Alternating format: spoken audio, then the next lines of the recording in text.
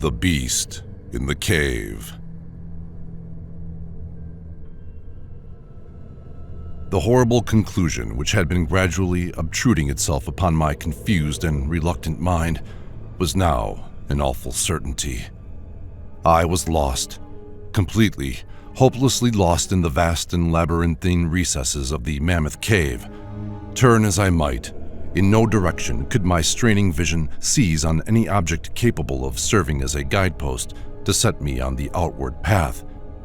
That nevermore should I behold the blessed light of day, or scan the pleasant hills and dales of the beautiful world outside, my reason could no longer entertain the slightest unbelief.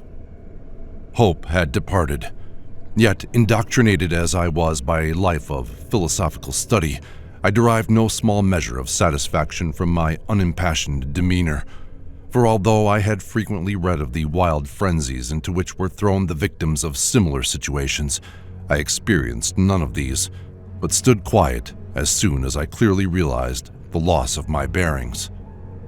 Nor did the thought that I had probably wandered beyond the utmost limits of an ordinary search cause me to abandon my composure even for a moment. If I must die, I reflected, then was this terrible yet majestic cavern as welcome a sepulchre as that which any churchyard might afford, a conception which carried with it more of tranquility than of despair. Starving would prove my ultimate fate, of this I was certain. Some I knew had gone mad under circumstances such as these, but I felt that this end would not be mine. My disaster was the result of no fault save my own, since, unbeknown to the guide, I had separated myself from the regular party of sightseers, and, wandering for over an hour in forbidden avenues of the cave, had found myself unable to retrace the devious windings which I had pursued since forsaking my companions. Already, my torch had begun to expire. Soon I would be enveloped in the total and almost palpable blackness of the bowels of the earth. As I stood in the waning, unsteady light, I idly wondered over the exact circumstances of my coming end. I remembered the accounts which I had heard of the colony of consumptives, who, taking their residence in this gigantic grotto to find health from the apparently salubrious air of the underground world, with its steady, uniform temperature, pure air, and peaceful quiet, had found, instead, death in strange and ghastly form. I had seen the sad remains of their ill-made cottages as I passed them by with the party, and had wondered what unnatural influence a long sojourn in this immense and silent cavern would exert upon one as healthy and vigorous as I. Now, I grimly told myself, my opportunity for settling this point had arrived, provided that want of food should not bring me too speedy a departure from this life. As the last fitful rays of my torch faded into obscurity, I resolved to leave no stone unturned, no possible means of escape neglected. So, summoning all the powers possessed by my lungs, I set up a series of loud shoutings in the vain hope of attracting the attention of the guide by my clamor. Yet, as I called, I believed in my heart that my cries were to no purpose, and that my voice, magnified and reflected by the numberless ramparts of the black maze about me, fell upon no ears save my own. All at once, however, my attention was fixed with a start as I fancied that I heard the sound of soft, approaching steps on the rocky floor of the cavern. Was my deliverance about to be accomplished so soon? Had then all my horrible apprehensions been for naught, and was the guide, having marked my unwarranted absence from the party, following my course and seeking me out in this limestone labyrinth? Whilst these joyful queries arose in my brain, I was on the point of renewing my cries in order that my discovery might come the sooner, when, in an instant, my delight was turned to horror as I listened. For my ever-acute ear, now sharpened in even greater degree by the complete silence of the cave, bore to my benumbed understanding the unexpected and dreadful knowledge that these footfalls were not like those of any mortal man. In the unearthly stillness of this subterranean region, the tread of the booted guide would have sounded like a series of sharp, incisive blows. These impacts were soft and stealthy, as of the padded paws of some feline. Besides, at times, when I listened carefully, I seemed to trace the falls of 4 instead of 2 feet. I was now convinced that I had, by my cries, aroused and attracted some wild beast, perhaps a mountain lion which had accidentally strayed within the cave. Perhaps, I considered, the Almighty had chosen for me a swifter and more merciful death than that of hunger.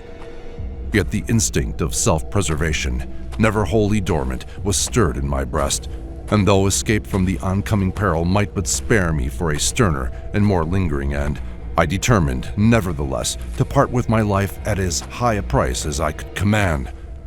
Strange as it may seem, my mind conceived of no intent on the part of the visitor save that of hostility. Accordingly, I became very quiet, in the hope that the unknown beast would, in the absence of a guiding sound, lose its direction as had I, and thus pass me by. But this hope was not destined for realization, for the strange footfalls steadily advanced, the animal evidently having obtained my scent, which, in an atmosphere so absolutely free from all distracting influences as is that of the cave, could doubtless be followed at great distance.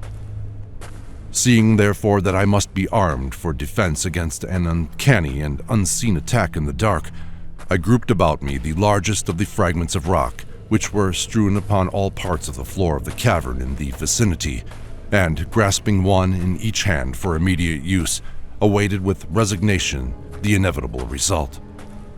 Meanwhile, the hideous pattering of the paws drew near. Certainly, the conduct of the creature was exceedingly strange. Most of the time, the tread seemed to be that of a quadruped, walking with a singular lack of unison betwixt hind and forefeet. Yet, at brief and infrequent intervals, I fancied that but 2 feet were engaged in the process of locomotion. I wondered what species of animal was to confront me. It must, I thought, be some unfortunate beast who had paid for its curiosity to investigate one of the entrances of the fearful grotto with a lifelong confinement in its interminable recesses. It doubtless obtained as food the eyeless fish, bats, and rats of the cave, as well as some of the ordinary fish that are wafted in at every freshet of Green River, which communicates in some occult manner with the waters of the cave. I occupied my terrible vigil with grotesque conjectures of what alterations cave life might have wrought in the physical structure of the beast, remembering the awful appearances ascribed by local tradition to the consumptives who had died long after residence in the cavern. Then I remembered with a start that, even should I succeed in killing my antagonist, I should never behold its form, as my torch had long since been extinct, and I was entirely unprovided with matches.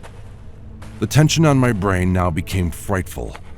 My disordered fancy conjured up hideous and fearsome shapes from the sinister darkness that surrounded me, and that actually seemed to press upon my body.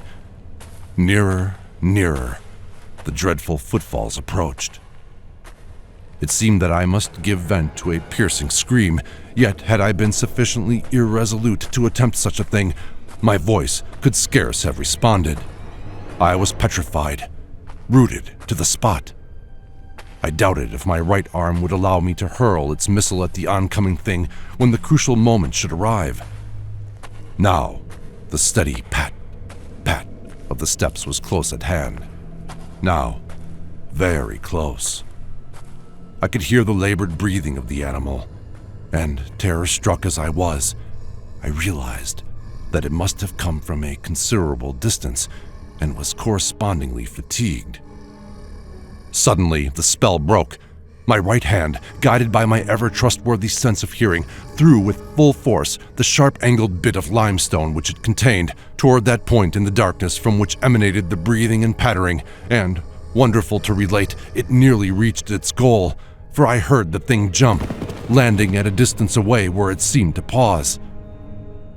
Having readjusted my aim, I discharged my second missile, this time most effectively, for with a flood of joy, I listened as the creature fell in what sounded like a complete collapse, and evidently remained prone and unmoving. almost overpowered by the great relief which rushed over me, I reeled back against the wall. The breathing continued in heavy, gasping inhalations and expirations. Once I realized that I had no more than wounded the creature. And now, all desire to examine the thing ceased. At last, something allied to groundless, superstitious fear had entered my brain, and I did not approach the body, nor did I continue to cast stones at it in order to complete the extinction of its life. Instead, I ran at full speed in what was, as nearly as I could estimate in my frenzied condition, the direction from which I had come. Suddenly, I heard a sound, or rather a regular succession of sounds. In another instant, they had resolved themselves into a series of sharp metallic clicks. This time, there was no doubt. It was the guide. And then I shouted, yelled, screamed, even shrieked with joy as I beheld in the vaulted arches above the faint and glimmering effulgence which I knew to be the reflected light of an approaching torch. I ran to meet the flare, and before I could completely understand what had occurred, was lying upon the ground at the feet of the guide, embracing his boots and gibbering despite my boasted reserve in a most meaningless and idiotic manner, pouring out my terrible story, and at the same time overwhelming my auditor with protestations of gratitude. At length, I awoke to something like my normal consciousness. The guide had noted my absence upon the arrival of the party at the entrance of the cave, and had, from his own intuitive sense of direction, proceeded to make a thorough canvass of the bypassages just ahead of where he had last spoken to me, locating my whereabouts after a quest of about 4 hours. By the time he had related this to me, I, emboldened by his torch and his company, began to reflect upon the strange beast which I had wounded but a short distance back in the darkness, and suggested that we ascertain, by the rushlight's aid, what manner of creature was my victim. Accordingly, I retraced my steps, this time with a courage born of companionship, to the scene of my terrible experience. Soon we descried a white object upon the floor, an object whiter even than the gleaming limestone itself. Cautiously advancing, we gave vent to a simultaneous ejaculation of wonderment, for of all the unnatural monsters either of us had in our lifetimes beheld, this was in surpassing degree the strangest. It appeared to be an anthropoid ape of large proportions, escaped perhaps from some itinerant menagerie. Its hair was snow white, a thing due no doubt to the bleaching action of a long existence within the inky confines of the cave, but it was also surprisingly thin, being indeed largely absent save on the head, where it was of such length and abundance that it fell over the shoulders in considerable profusion. The face was turned away from us, as the creature lay almost directly upon it. The inclination of the limbs was very singular, explaining, however, the alternation in their use which I had before noted, whereby the beast used sometimes all 4, and on other occasions, but 2 for its progress. From the tips of the fingers or toes, long nail-like claws extended. The hands or feet were not prehensile, a fact that I ascribed to that long residence in the cave, which, as I before mentioned, seemed evident from the all-pervading and almost unearthly whiteness, so characteristic of the whole anatomy. No tail seemed to be present. The respiration had now grown very feeble, and the guide had drawn his pistol with the evident intent of dispatching the creature, when a sudden sound emitted by the latter caused the weapon to fall unused. The sound was of a nature difficult to describe. It was not like the normal note of any known species of simian, and I wondered if this unnatural quality were not the result of a long-continued and complete silence, broken by the sensations produced by the advent of the light, a thing which the beast could not have seen since its first entrance into the cave. The sound, which I might feebly attempt to classify as a kind of deep-toned chattering, was faintly continued. All at once, a fleeting spasm of energy seemed to pass through the frame of the beast. The paws went through a convulsive motion, and the limbs contracted. With a jerk, the white body rolled over so that its face was turned in our direction. For a moment, I was so struck with horror at the eyes thus revealed that I noted nothing else. They were black. Those eyes, deep, jetty black in hideous contrast to the snow-white hair and flesh. Like those of other cave denizens, they were deeply sunken in their orbits and were entirely destitute of iris.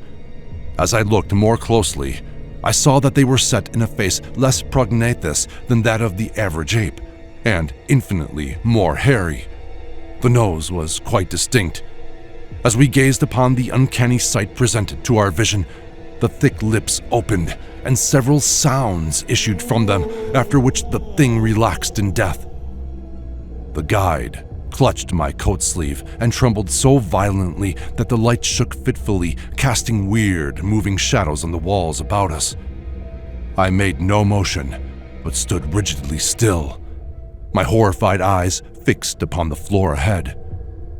Then fear left, and wonder, awe, compassion, and reverence succeeded in its place, for the sounds uttered by the stricken figure that lay stretched out on the limestone had told us the awesome truth. The creature I had killed, the strange beast of the unfathomed cave, was, or had at one time been, a man.